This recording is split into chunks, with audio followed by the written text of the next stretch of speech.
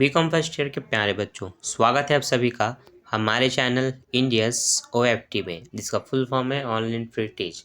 यहाँ पर आप सीखते हैं बीकॉम के फाइनेंशियल अकाउंटेंसी और बिजनेस मैथमेटिक्स। ठीक है, यहाँ पर हम कॉमर्स में क्लास 11 और क्लास 12 के अकाउंट भी सॉल्व करते हैं। तो अगर आपने अब तक हमारे सारे वीडियो नहीं देखा तो चैनल के अंदर विजिट करें, प्लेलिस्ट देखें जहाँ आपको 11, 12 BCom first year mathematics accountancy और भी वीडियोस आपको मिलेंगी। जिस कक्षा में है, जिस सब्जेक्ट में है, वो देख सकते हैं। अभी अंतिम खाते का हमने क्वेश्चन नंबर 21 अपलोड किया था। बीच में कुछ क्वेश्चन छूटे हैं, क्वेश्चन नंबर 17, 19, 9, इन सबको भी मैं अब एक एक करके हल करने जा रहा हूँ। और हाँ, डिटेल्स है, शुरुआत से मैंने बनाया नहीं था, बस आपको आंसर दिखाया था कुछ समझा करके। तो डिटेल से सारे क्वेश्चन हम फिर से बनाने वाले हैं। तो जो बच्चे शुरू से अच्छे से समझना चाहते थे अंतिम खाते को, वो हमारे चैनल को सब्सक्राइब कर लीजिए, ताकि जो पहला वीडियो आए अंतिम खाते का वो आपके लिए बहुत इंपॉर्टेंट है। उसको देख करके आप इसको शुरू से और अच्छे से बनाना सीख सकते हैं। ठीक है, तो चलिए आज हम करेंगे क्वेश्चन नंबर 4, क्योंकि क्वेश्चन नंबर 4 हमने बनाया ही नहीं था, क्योंकि उस समय काफ़ी लेंदी था, मतलब बड़ा था। ठीक है, तो चलिए आज हम इसको बनाएंगे। तो इसके लिए सबसे ज़्यादा इम्पॉर्टेंट है आपके पास एक बुक का होना। अब कई बच्चे मेरे जो वीडियो देखते हैं उनके पास बुक होता ही नहीं है, इसलिए ये मैं एक PDF की तरह आपको दिखा रहा हूँ, एक पेज दिखा रहा हूँ जो कि क्वेश्चन का एक फ़ोटो है। तो आपके पास अगर ये नहीं है तो आप जल्दी से इसको ले लीजिए, या फिर इसका स्क्रीनशॉट ले लीजिए जो मैंने आपके सामने रखा है। ये एक कंप्लीट क्वेश्चन है, जहाँ पर आप देख रहे हैं कि ये वाला जो पेज है, एक मिनट, ये वाला जो पेज है इसमें क्वेश्चन है, इसमें संयोजन है थोड़े इसके। अच्छा, संयोजन तो इसमें ऊपर में दे दिया गया है, इसके आगे का पॉइंट ये है। ठीक है, तो यहाँ पर जो सबसे पहले खाता बनाना होता है वो होता है व्यापार एवं लाभ हानि खाता। अब आपने वीडियो देखा होगा तो आपको पता होगा, तो चलो हम फटाफट लिखना शुरू करते हैं। व्यापार एवं लाभ हानि खाते के डेबिट साइड में हम सबसे पहले लिखेंगे प्रारंभिक स्कंद को। ठीक है, अब प्रारंभिक स्कंद होता क्या है, ध्यान से देखिए।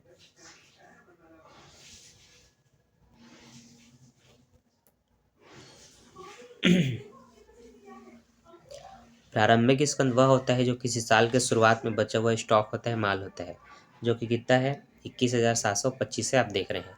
तो सबसे पहले हम उसको लिखेंगे। तो सबसे पहले मैं उसी को लिखता हूँ ओपनिंग स्टॉक बोल करके। ठीक है, कितना लिख रहा हूँ, 21,725। तो ये मैंने 21,725 लिख दिया। ठीक है, यहाँ मैं जो भी लिख रहा हूँ ये सब व्यापार खाते के विकलन साइड में लिखना है, ये उन मदों को लिख रहा हूँ। अब देखो, मुझे क्वेश्चन भी देखना है, मुझे आंसर भी बनाना है, दोनों काम एक साथ ऐसे अगर मैं करता हूँ तो ये कुछ नाम यहाँ पर छुप जाएंगे, तो फिर देखने में दिक्कत होगा।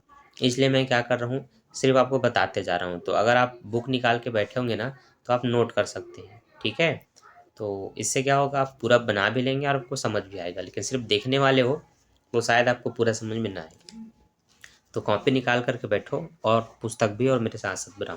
तो सबसे पहले आप विकलन साइड में लिखेंगे प्रारंभिक स्कंद, आप लिखिए हिंदी में या फिर इंग्लिश में ओपनिंग स्टॉक, कितना 21,725। ठीक, दूसरा आप ढूंढे क्रय, प्रारंभिक स्कंद के नीचे में क्रय लिखना होता है।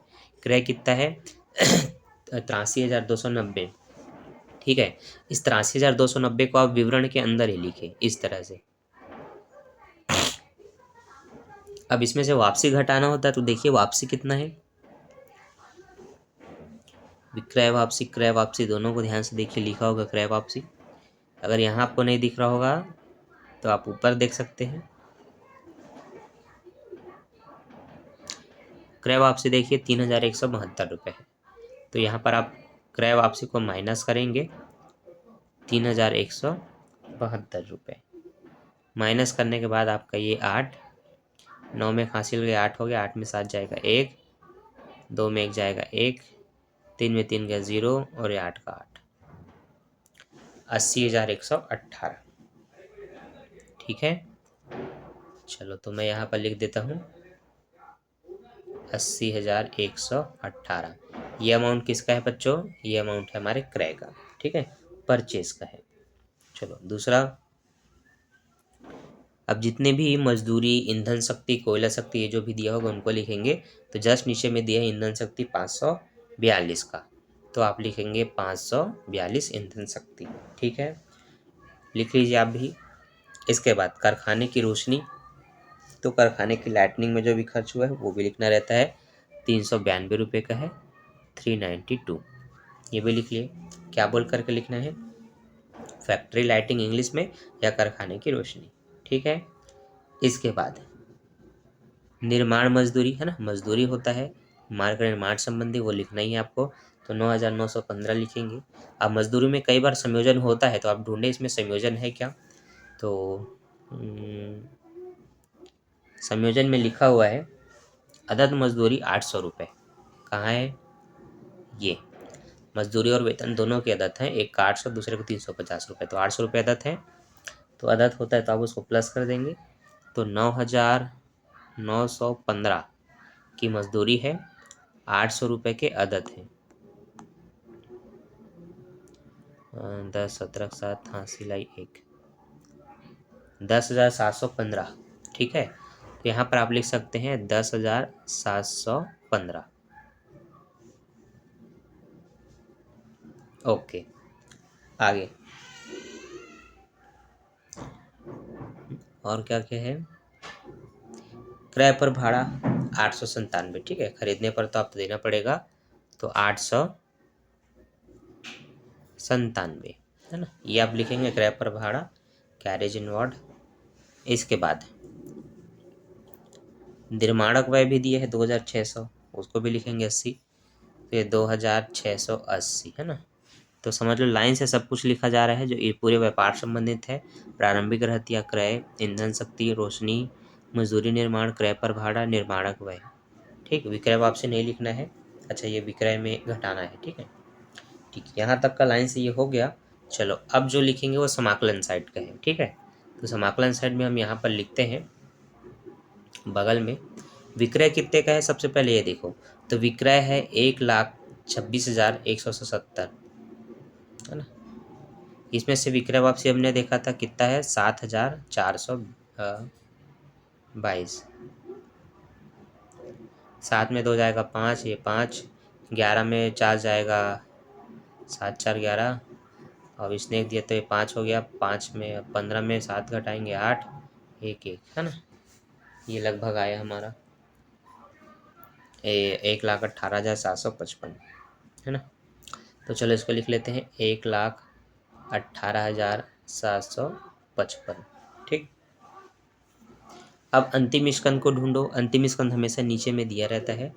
31 मार्च 2016 को अंतिम रहतिया 16,580 है, तो ये लिख लेते हैं 16,580। ठीक, तो इस तरह से कार्यविधि को भी नोट करना है और खातों में जो एंट्री करना है उसको भी नोट करना है। फिर से एक बार नाम बता देता हूँ।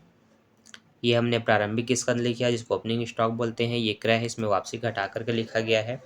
542 आपका क्या है वो कर ईंधन व शक्ति है। फिर ये कारखाने की रोशनी है, और उसके बाद फिर आपका निर्माणक मजदूरी है जिसमें अदद जोड़ करके 10,715 बनाया गया, और 897 रुपये आपका क्रय पर भाड़ा है, और 2,680 रुपये आपका निर्माणक व्यय है।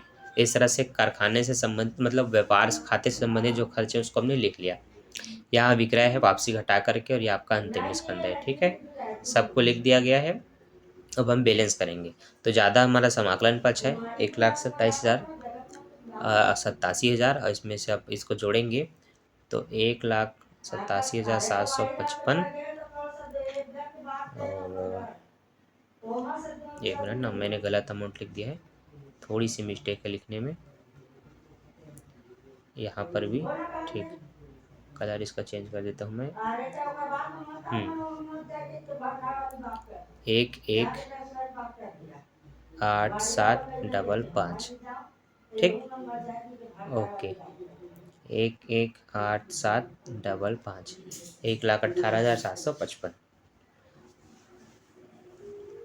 इसमें आप 16,580 को जोड़ेंगे, ये 5 और 8 5 13 के 3 हासिल आई 1, 7 6 13 हासिल आई 1, 8 6 14, एक 15 की 5, हासिल आई 1 3 और 1,35,335 है ना। तो इतने से आपको बैलेंस करना है 1,35,335, 1,35,335, ठीक। ये राशि दोनों में लिख दी गई। अब जो बैलेंस है, जो कमी है, उसको आपको यहाँ विकलन में लिखना है, क्योंकि ये तो परफेक्ट है आपका। तो कमी कितने की होगी, तो इन सब को जोड़िए, इन सब को जोड़ेंगे तो ये आपका आएगा 1,17,096। कितना आएगा, 1,17,096, 96 नहीं 69 आएगा, 69। घटाएंगे अब 15 में 9 तो 6, 3 में अब 12 में 6 घटाएंगे तो 6, ये 2 का 2, और 15 में 7 घटाएंगे 8, और 1 का 1, 1 का 8, 18,266। इसको मैं नीला में ही लिख देता हूँ, 18,266, ठीक। अब ये आंसर आप देख सकते हैं, आपको दिखा मतलब मिलेगा कहाँ वो बता देता हूँ। तो आंसर नीचे दिया रहता है, इसलिए मैं बोल रहा था अगर मैं सब कुछ यहीं लिख दूँ ना तो छूट जाएगा। तो देखो ये 18,266 मिल गया, सकल लाभ दिया है ना। तो इस राशि को हम बोलते हैं सकल लाभ। क्या बोलते हैं, जो निकला इसको हम क्या बोलते हैं, सकल लाभ। पर इंग्लिश में क्या बोलते हैं इसको, ग्रॉस प्रॉफिट बोलते हैं, GROSS, ग्रॉस प्रॉफिट, ठीक है। तो इस तरह से इसको बनाया जाता है। आई होप आपको पता चल गया, लाइन से लिखना है।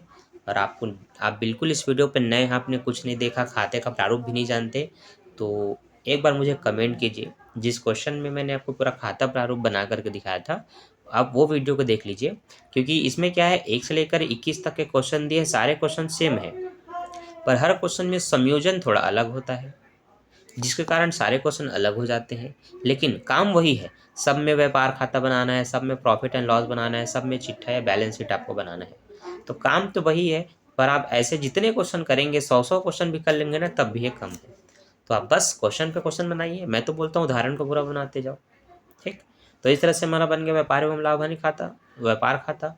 अब हमें लाभ हानि बनाना है, तो मैं इसको मिटा देता हूँ और मैं यहीं से शुरू करता हूँ इसका लाभ हानि खाता। टाइम क्या हुआ है, 12 मिनट समथिंग लगे हैं हमें, है ना, इंट्रोडक्शन और ये सब देने में, ठीक।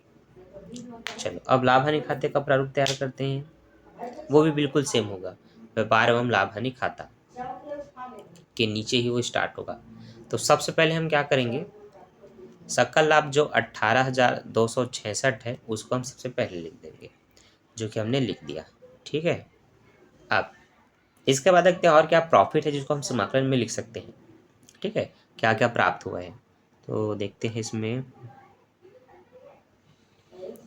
संयोजन में कुछ है तो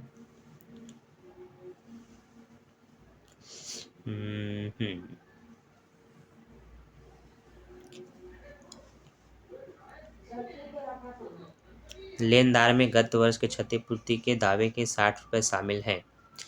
इसमें से इस वर्ष 10 रुपये में तय कर लिया गया। अच्छा,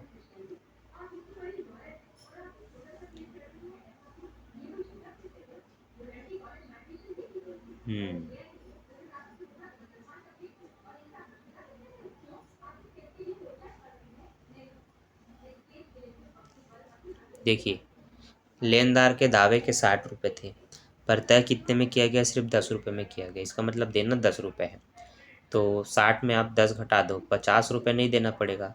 तो जो नहीं देना है लेनदारों को, वो तो आपके लिए लाभ है ना। तो इस तरह के जो अमाउंट होते हैं, कोई दायित्व है जिसको आपको पूर्ण भुगतान करना है, लेकिन किसी संयोजन ने बताया कि उसमें से बस इतना किया और बाकी नहीं करना, तो ये अमाउंट आपका प्रॉफिट हो जाता है, प्लस पॉइंट है, तो इसको लाभ करके आप समाकलन साइड में लिखेंगे ना। तो ये वाला जो अभी मैंने कार्यविधि बताया, इसको आप पूरा लिखेंगे, 60 नीचे में -10, और एक्चुअल में फिर राशि में कितना लिखेंगे, 50 लिख दिया। हाँ, अगला इसमें कोई प्रॉफिट नहीं है, सब लॉस लॉस में है। तो देखो लाइन से बताता हूँ, सबसे पहला लॉस, ठीक है।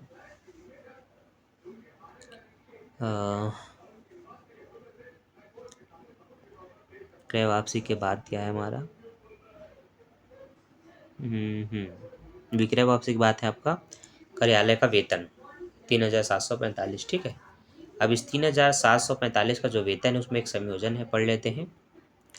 वेतन के अदद थे, कितने थे? 350 रुपये। तो 350 देने तो प्लस कर दो, तो 5 5 4 9, 7 3 10, 5 से 4, 4,095 रुपये लिखना है। चलो लिख देते हैं। तो सबसे पहला अमाउंट लिखा मैंने 4,095, ठीक। बचाना पड़ेगा ताकि इन संयोजन पे कोई लाइन ना आए, क्योंकि वो आ गया तो दिखेगा नहीं, है ना।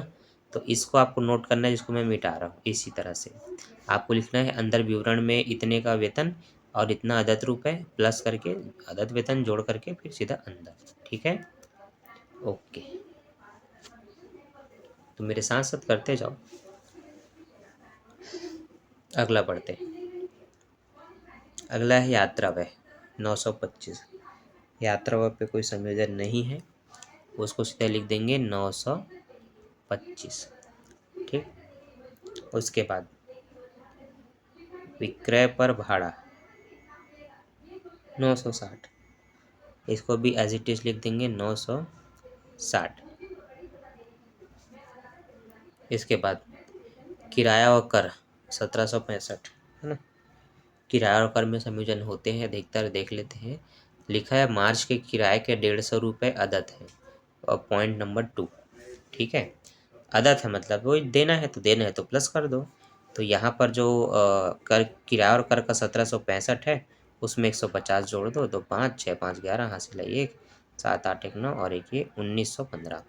यहाँ लिख लेंगे 1915, ठीक है। आगे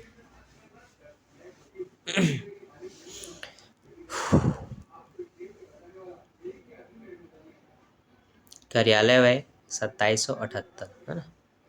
अब कार्यालय व्यय पे संयोजन है क्या, देख लेते हैं।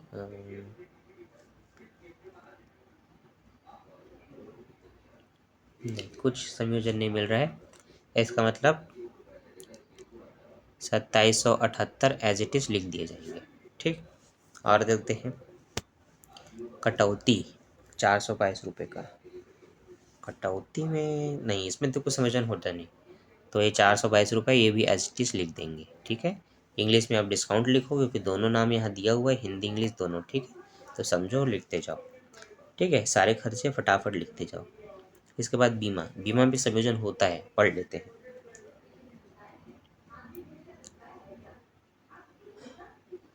बीमा पूर्वदत्त 31 मार्च 2016 के, अच्छा अगले साल का भी बीमा पहले से दे दिया है, तो पहले से दिया हुआ खर्चा को आपको घटाना पड़ता है, तो इसको आप माइनस करेंगे। तो 570 रुपये के बीमा यहाँ दिखा रहे हैं, 70 रुपये अगले साल के हैं, इस साल का इसमें नहीं है, तो जो इस साल का नहीं है उसको निकाल देते हैं। तो फिर उस तरह से 500 रुपये आपको इसमें से लिखना है, ठीक। अब ध्यान ये देना कि अब तक जो लिखा हूँ उसके बाद भी पॉइंट अब इधर है, अब यहाँ पर ये छुपते जा रहे हैं ना यहाँ पर। तो प्लांट और मशीन है, फिक्चर और फिटनिंग है, बैंक बाकी है, रोकड़ है, विविध देनदार और कारण है। अभी ध्यान देना कि यहाँ पर जो संयोजन है वो मशीन वगैरह पे अगर है तो निकालना पड़ेगा। तो पढ़ते हैं आगे।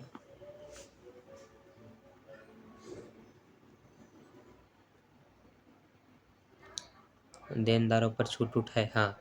देनदार है 2.5% के, देनदारों पर 2.5% प्रतिशत से अप्राप्त ऋण के लिए प्रावधान करना है, ठीक है। 2.5%। देनदार कितने के हैं? 47,800। 2.5% मतलब आप कह सकते हैं 2.5/100। पॉइंट को हटाएंगे ना तो नीचे आप 1,000 लिख सकते हैं, तब फिर ये 25/1000 लिखा जाएगा।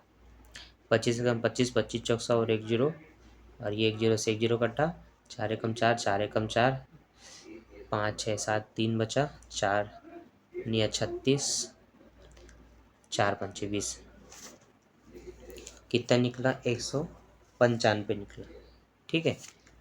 तो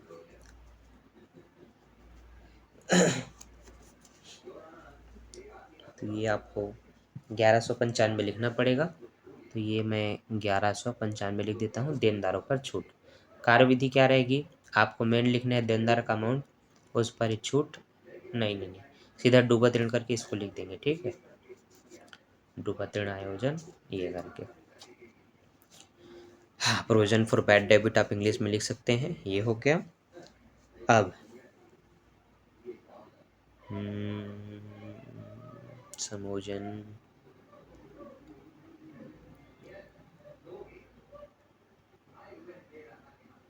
सारे तो हो गए। प्लांट और मशीन पर 5% और फिक्सिंग पर 10%। अच्छा हाँ, पहला संयोजन जो था वो बाकी है। मशीन और प्लांट पर 5% करना है। मशीन और प्लांट कहाँ है भाई, तुम लोग कहाँ छुपे हो? Machine machine machine machine, plant machine, ये लोग कहाँ है? अच्छा हाँ, ये वाला है इधर। 55,000। 55,000 का 5%, देखो 55,000 का 10% पहले निकाल लो, एक जीरो को काट के, तो कितना हुआ? 5,500। अब इसका आधा कर लो, तो 500 का आधा 2,500, और ये वाले 500 का आधा 250। सॉरी, 5,000 का आधा 2,500 और 500 का आधा 250, 2,750 है ना। तो यहाँ पर आप उसको लिख सकते हैं। आगे बढ़ते हैं, और क्या क्या है।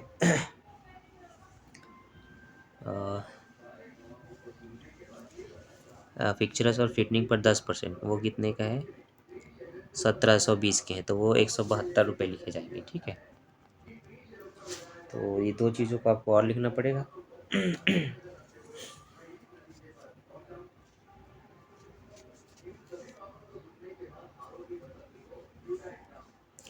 तो प्लांट और मशीन का 5% तथा 10% हाथ निकालना है। तो चलो निकाल देते हैं बच्चों। तो आपको बता दिया मैंने, जो 55,000 का प्लांट और मशीन है, 55 का 10% 5,500 होता है। 5,000 का आधा 2,500 और 500 का आधा 250, तो टोटल 2,750 हो जाएंगे। तो ये 2,750 लिखना है और उसका 172 रुपये लिखना है। इस तरह से सारे हमने लॉस के पॉइंट लिख लिए। प्रॉफिट का आप यहाँ पर लिख चुके हैं। अब इतना काम आप कर सकते हैं, इन सभी को आप जोड़ें, प्लस करें और इनको भी टोटल कर लें कितना हो रहा है, और दोनों को एक दूसरे के साथ माइनस कर दें। जो आएगा वो आपका शुद्ध लाभ या शुद्ध हानि कहलाता है, ठीक है। शुद्ध लाभ या हानि कहलाएगा। इतना आप कर लीजिए। करके बताइए कि आंसर क्या आ रहा है। तो सारे हमने लाइन से लिखे थे, एक बार फिर बता देता हूँ और यहीं पर फिर इसको ख़त्म करते हैं। विक्रय वापसी के बाद कार्यालय का वेतन था, जिसमें अदद वगैरह जो था वो जोड़ करके लिखे हैं।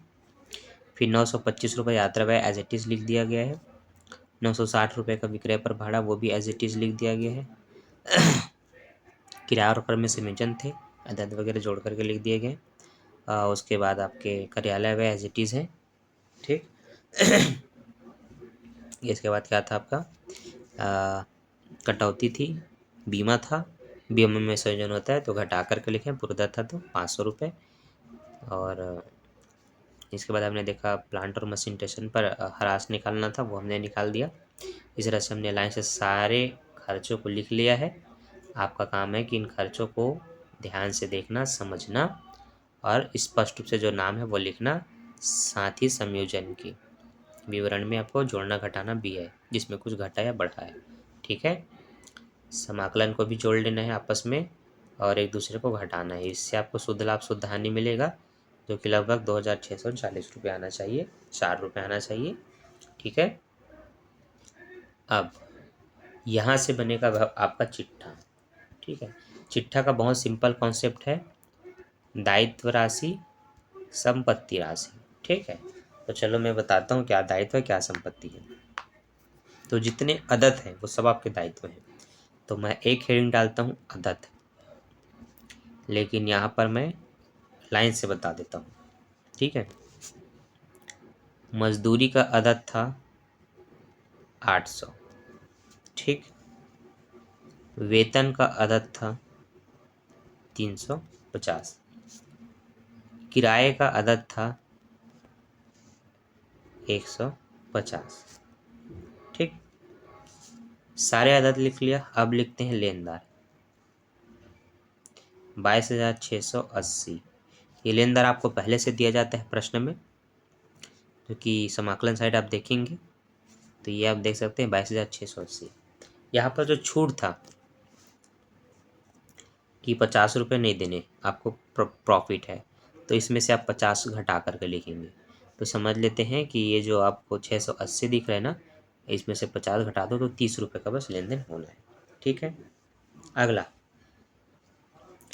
अगला हमारा जो दायित्व है वो देय बिल है 6422, ये रहेगा। ठीक। इसके बाद पूंजी का संयोजन होता है। तो पूंजी का संयोजन क्या कैसा है, ध्यान से देख लो। जो पूंजी होती है उसको लिखना यहीं पर है, पर मैं थोड़ा इधर समझा देता हूँ। पूंजी ढूंढो पहले, पूंजी है कितने का आपके पास प्रश्न में। तो मुझे दिख ही नहीं रहा है कहाँ पर यार।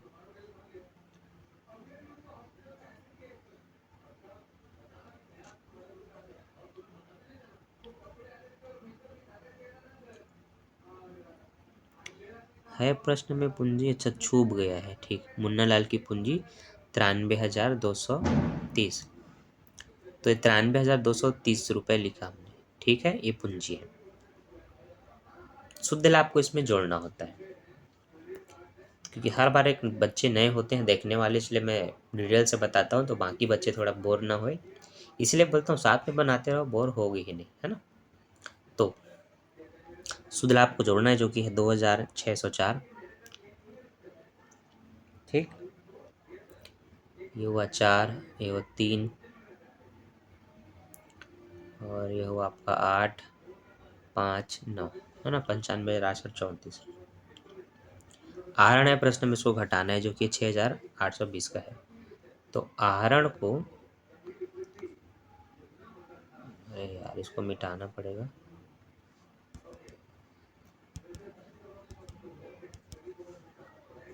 आहरण को माइनस करना है ना। तो कितने का है वो, 6,820। 4109,8, 89,014। ठीक। तो एक्चुअल में पूंजी में कितना अमाउंट लिखना है ये, तो आपको यहाँ लाइन से विवरण में क्या दर्शाना है, ये पूंजी है, ये शुद्ध लाभ प्लस हुआ, ये आहरण माइनस हुआ, तो एक्चुअल पूंजी आपको राशि में लिखना है। तो इस कार्यविधि को फटाफट नोट करो, वीडियो को रोक के। ठीक। तो यहाँ पर आपको पूंजी में कितना लिखना है प्यारे प्यारे बच्चों, अभी मैंने आपको बताया था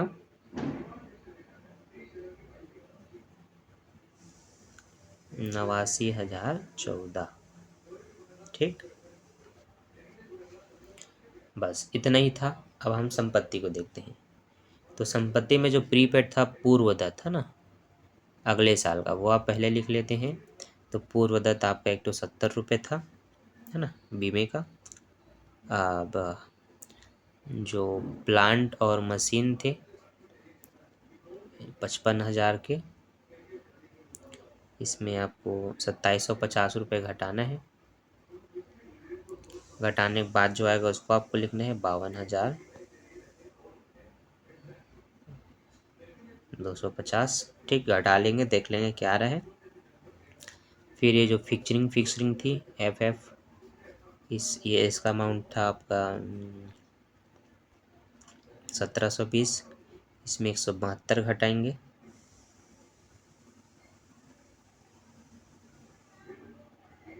और लिखेंगे फिक्सरिंग तो 1,720 है, घट के ये 8, 11, 4, 6, 1, 5 इतना आएगा। और बैंक का पैसा लिखना पड़ेगा 2,245। और कैश कितना है आपके पास, रोकड़ 68 रुपये का रोकड़ है। चल इतना कम रोकड़ कोई बात नहीं, होता है बच्चे, व्यापार में लाभ हानि। ठीक है, रोकड़ सिर्फ 68 रुपये का है। देनदार देखते हैं कितने का है। ये रोकड़ है ना भाई, ये रोकड़ है। देनदार, इसकी भी कार्यविधि करनी पड़ती है। देनदार 47,800 के हैं, ये देनदार है, ये वाला हिस्सा। इसमें से आपको 1,1195 रुपये का घटाना है। तो 47,800 में 1,195 घटा देते हैं। अरे यार क्या लिख देता हूँ, इतना कूड़ा कोचो मेरे को समझ नहीं आता। 47,800 800 में 11,095, 5 0 6 6 4, 46,605। यहाँ पर लिखना है 46,605। ठीक। अब अंतिम स्कंद आपको लिखना है 16,580। तो अंतिम स्कंद लिखेंगे 16,580। ठीक। उफ। तो मुझे दिख रहा है कचड़ा जैसे, पर क्या करूँ, इतने में ही समझाना था क्वेश्चन को देख देख के, क्योंकि अगर मैं साइड में इधर जाके लिखता फिर मुझे इधर आकर के देखना पड़ता, या उधर मैं इनको ले जाता तो वही स्थिति होती जो आपको दिख रही है। तो एक बार अच्छे से बताता हूँ, ध्यान से देख लो। दायित्व में सबसे पहला अदद में मजदूरी का लिखना है, फिर वेतन का लिखना है, फिर किराए का लिखना है, फिर लेनदार लिखो, उसमें जो छूट था 50 रुपये नहीं देना उसको घटा दो, एक्चुअल राशि जो है उसको राशि में लिखो, देवी पत्र को लिखो, पूंजी में शुद्ध लाभ जोड़ो, आहरण घटाओ, जो आ रहा है उस पूंजी को लिखो। संपत्ति में आओ, संपत्ति में पूर्वदत्त जो पहले से दिया गया था अगले साल के लिए वो 70 रुपये था उसको लिखो, प्लांट और जो मशीन थी उसमें से जो आपको 10% 5% माइनस करना था वो माइनस करके जो आएगा वो शुद्ध राशि में लिखो। बाकी वैसी फिक्सिंग में 172 रुपये कुछ घटेगा उसको काट करके लिखो। और अगर 2-3 रुपये का अगर डिफरेंस आ भी जाता है तो समझ जाना फिक्सिंग की राशि में थोड़ी सी गलती है, और अगर नहीं आता है तो फिर ठीक है। ठीक है, क्योंकि फिक्सिंग की राशि कुछ बुक में 1725 दिया है, कुछ बुक में 1720 दिया है, तो वो समझ आना। ठीक है, आपका आंसर गलत नहीं है। आगे बैंक की राशि लिखा, रोकड़ की राशि लिखा, देनदार, देनदार में हमने एक घटा करके लिखा, और उसके बाद अंतिम स्कंद को लिखा 16,580 बस। तो इस तरह से सारे अमाउंट को लिख लिया, मैंने आपको स्पष्ट बता दिया कैसे कैसे कौन कौन कहाँ कहाँ आएंगे। तो बिल्कुल ऐसे ही आपको लिखना है, एक क्वेश्चन और बनाना है। ठीक है, आई होप मैंने जितना स्पीड से बताया उतनी स्पीड से आप लिख नहीं पाए होंगे, रोक रोक कर ही आप देख रहे होंगे। तो कोई बात नहीं, बस ऐसे क्या करो, जब भी समझाता हूँ तो बुक निकाल कर बैठा करो, मेरे साथ साथ लिखा करो, बनाया करो, तो आपसे सारे क्वेश्चन बनेंगे। ठीक है, बिल्कुल उसे घर में मोहल्ले में जहाँ भी आप ट्यूशन पढ़ते हैं ट्यूशन की तरह आप देखोगे ना, जहाँ आप बुक निकाल करके बैठते हो, आपके पास एक कॉपी भी रहता है जहाँ पर इंपॉर्टेंट चीज़ को आप नोट भी करते हो, वही किया करो। जैसे ही हमारा एक वीडियो आया ओपन करें उसको, टाइम पर अपलोड होता है 10 बजे, 12 बजे, शाम को 5 बजे, देखो ध्यान से उस टाइम पे बुक निकाल करके कॉपी में, जैसे मैं बोल रहा हूँ कि ये प्रारंभिक स्कंद लिखा, लिख लो, वीडियो को स्लो में चलाया करो। यहाँ जो 3 बटन आपको दिखाई देते हैं ना, जैसे कि यहाँ पर ये दिख रहा है, 3 बटन को दबाया करो, यहाँ पर ऑप्शन बहुत सारे खुलते हैं, तो प्ले बैक को दबाए देखा करो, प्ले बैक स्पीड है ना, इसमें क्या होता है नॉर्मल में वीडियो चलता है तो आप क्या करो इसको 0.5 में देख लो। इससे क्या होगा, ये धीरे धीरे मैं बताते रहूँगा, आपको थोड़ा स्लो लगेगा, लेकिन आप कम से कम लिख तो सकते हैं साथ में, ऐसे ऐसे जो भी मैं बता रहा हूँ। तो मेरे साथ साथ चलना है ना, तो वीडियो को 0.5 करके देखा करो। ठीक है, हाँ। बाकी अभी सारे क्वेश्चन आपको डिटेल से ऐसे ही एक्सप्लेन करके समझाऊंगा। तो जिन बच्चों को पहले के क्वेश्चन समझ नहीं आ रहा था, अभी कमेंट करके बताओ अभी के क्वेश्चन समझ में आ रहे हैं कि नहीं। ठीक है, तो मैं मिलता हूँ नेक्स्ट वीडियो में आगे नेक्स्ट क्वेश्चन के साथ। अभी के लिए bye, thanks for watching. Video अच्छा लगा तो don't forget like, subscribe and share. जितना हो सके दोस्तों को शेयर कीजिए ताकि सभी बच्चे की तैयारी हो जाए, क्योंकि एग्ज़ाम बहुत करीब होने वाला है। 8-8 से 10-10 सब्जेक्ट होने वाले हैं आपके, तो आप बिल्कुल पढ़ाई कीजिए। बाकी कुछ सब्जेक्ट के लिए मैं तो हूँ आपके हेल्प करने के लिए। तो अभी के लिए bye, thanks for watching, bye bye बच्चों, कीप प्रैक्टिसिंग।